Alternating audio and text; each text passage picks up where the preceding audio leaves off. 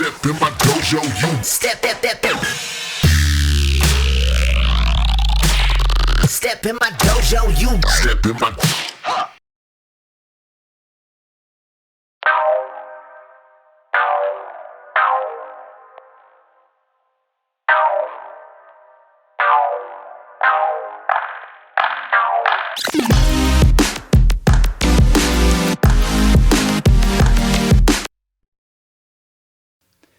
Hey, what's up, music producers? It's ill.gates. I'm coming back with some more ad-free tips for you. If you're appreciating these ad-free, sales-free tips, please consider supporting what I'm doing here by liking, commenting, sharing the video with your friends, subscribe, click the little bell. All that engagement really makes it worth it for me to do free content. And then I will do more, and I won't advertise at you, and you'll get free stuff.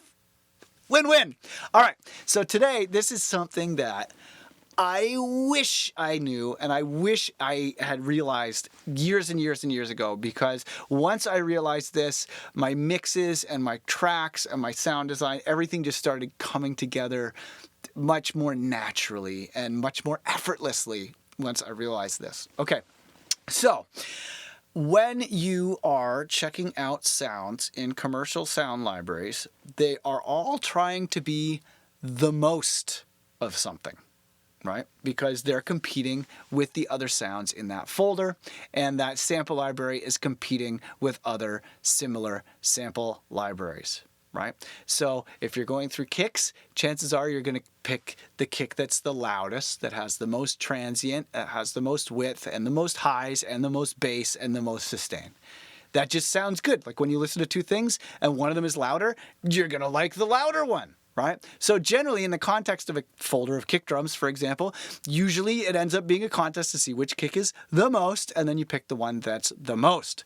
Problem is, if you are making a track that includes a lot of samples from commercial libraries, every different sound is going to be simultaneously trying to be the most.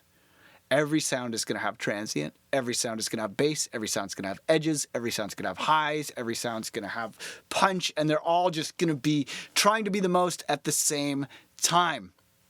Okay? Well, if you ever get the multi-tracks for a real hit record, like a record that's just like a masterpiece. If you ever end up getting the multi-tracks for a real masterpiece, like let's say, like something off the Portishead album, or like, like Closer by 9 Inch Nails, or, other huge famous tracks, and you get the stems, often you'll get the stems, and you go in and you listen to sounds, a lot of the sounds sound terrible when you listen to them by themselves. They don't have transient. They sound really lo-fi. They sound kind of broken and shitty. The pitch is not perfect. They might be entirely mono. They might be so distorted that they're barely recognizable as whatever the sound they started as, right?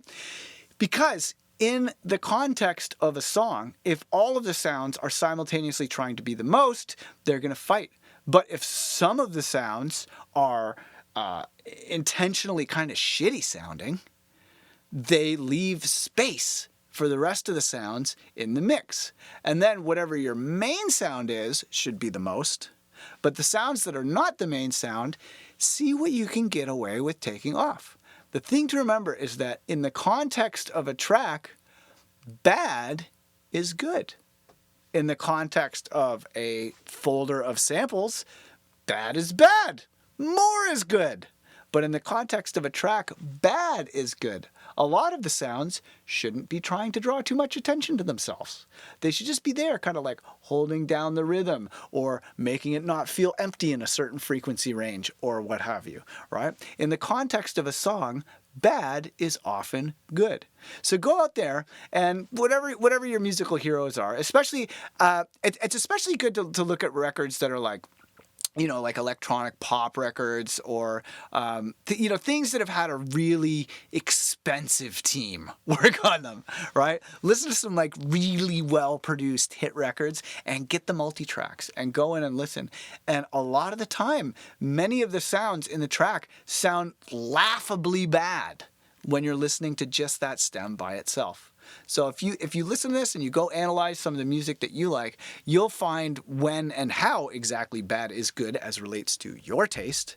But keep in mind that taking the edge off of things, taking the highs off, taking the bass off, taking the pitch off, taking the grid off, making the sounds imperfect can sometimes make them fit perfectly. Making the sounds imperfect can make them fit perfectly. And usually only one sound can be the most at a time, or else you end up with a cluttered track full of fighting sounds that are off the shelf from a commercial sound library. So please get your sounds dirty. Use crappy sounds from around the house. Use your microphones. Use your mic from your phone. Play with contact mics. There's all kinds of ways to make weird, crappy noises that sound totally not crappy and amazing in the context of a track. Okay? Bad is good. Learn to listen for it. When does this sound off the shelf? When is it too on the grid? When is it too perfect? When is it too hi-fi? When is the pitch too stable? Learn to listen for these things and you will find when bad is good in the context of the music that you want to make. All right. Thank you so much for watching. Happy music making. Please let me know what you think in the comments and feel free to suggest further subjects for me to explore. Lots of love, and I'll see you in the dojo. Peace out.